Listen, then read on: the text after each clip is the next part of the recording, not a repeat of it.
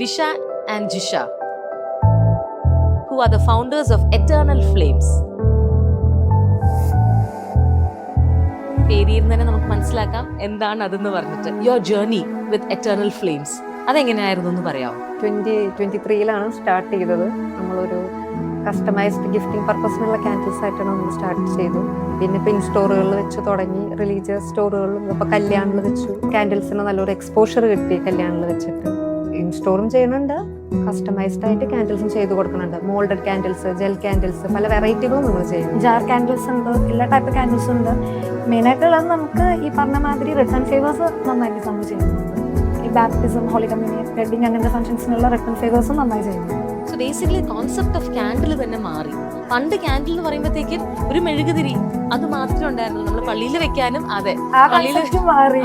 അതൊരു ലക്ഷറിയുടെ വേറെ ഭാഗമായി തുടങ്ങി. അതെ, ശരിക്കും പറഞ്ഞാൽ ഇപ്പൊ ഒരു ക്യാൻഡിൽ ഒരു അൺലിമിറ്റഡ് യൂസ് ആയിട്ട് മാറി. അതെ, ഒരു type of fancy candles, how did you think let us keep it in maybe ഒരു സൂപ്പർ മാർക്കറ്റോ അല്ലെങ്കിൽ ഒരു ഹൈപ്പർ മാർക്കറ്റിലോ ഒന്ന് വെച്ച് നോക്കാം? How was your growth once you started keeping it in Kalyan hyper market?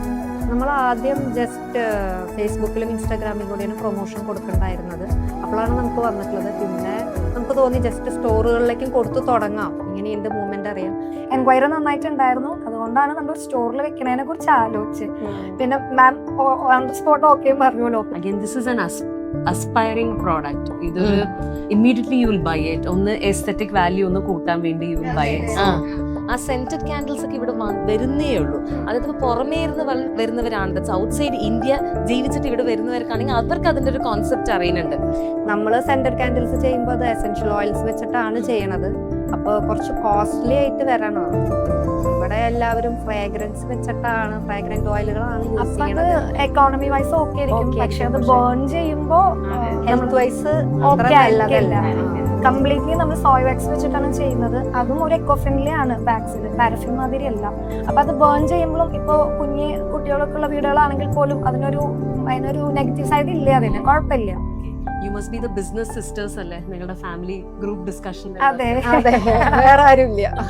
അല്ല, അത് തനിയൊരു വേറെ ഫീൽ തന്നെയല്ലേ? ചോദിക്കാനുണ്ടോ? ഫാമിലിയിൽ നല്ല സപ്പോർട്ട് ഉണ്ട് കേട്ടോ, അതുകൊണ്ട് തന്നെ കൊണ്ടു നടക്കാൻ പറ്റില്ല. തീർച്ചയായിട്ടും നമുക്ക് ഫാമിലിയുടെ സപ്പോർട്ട് ഇല്ലെങ്കിൽ അത് ചെയ്യാൻ പറ്റില്ല. അവർക്ക് മനസ്സിലും ആവണമല്ലോ ഇതൊരു കൂട്ടായ്മയാണ് എന്നത്. ഇറ്റ് ഇസ് എ ജോയിന്റ് ഇതല്ലേ, ഭാര്യ മാത്രമല്ല ചെയ്യുന്നത്, എല്ലാവരുടെ സപ്പോർട്ട് ഉണ്ടെങ്കിൽ മാത്രമേ ഇത് ചെയ്യാൻ പറ്റുള്ളൂ. അന്ന് വന്നപ്പോഴത്തേക്കും വിഷു വന്നപ്പോഴത്തേക്കും മോനും ഉണ്ടായിരുന്നു. അതെ, മോനായിരുന്നു എല്ലായിടത്തും ഇങ്ങനെ കാണിച്ചോണ്ടിരുന്നത്.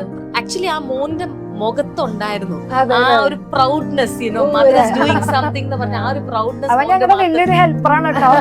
അല്ല, മനസ്സിലായി എന്താന്ന് വെച്ചാൽ ആൾ അവിടുന്ന് മോനെ ആ ക്യാൻഡിൽ കാണിച്ചു കൊടുക്കും, ഈ ക്യാൻഡിൽ കാണിച്ചു കൊടുക്കും, ഇവനായിരുന്നു എല്ലാം ബാഗിൽ നിന്ന് എടുത്ത് കൊടുത്തോണ്ടിരുന്നത്. They will have a different way of viewing their mothers. 100%. എന്റെ അമ്മ കിച്ചണിന്റെ മാത്രല്ല, എന്റെ അമ്മ ബിസിനസ്സിലോട്ടും ചെറിയ കുട്ടികളുടെ മനസ്സിൽ ഉണ്ടാവുന്ന ആ ഒരു ഡിഫറൻസ് നോക്കിക്കേ. 100%. സോ അതൊരു വലിയൊരു കാര്യം തന്നെ. സോ മദർ ഇസ് ഗിവൻ ഒരു ഇമ്പോർട്ടൻസ് ആണ് അമ്മയ്ക്ക് അതിൽ നിന്ന് കിട്ടുന്നത്. So happy to meet you both. അപ്പൊ എറ്റേണൽ ഫ്ലെയിംസ് പോലെ തന്നെ എറ്റേണൽ ആവട്ടെ. And wishing you more and more of growth and very happy കല്യാണം അതിന്റെ ഒരു ഭാഗമായതിൽ. അതെ, ഇത്ര നല്ലൊരു ഓപ്പർച്യൂണിറ്റി തന്ന കല്യാണം ഒരു big thanks. Thank you so much.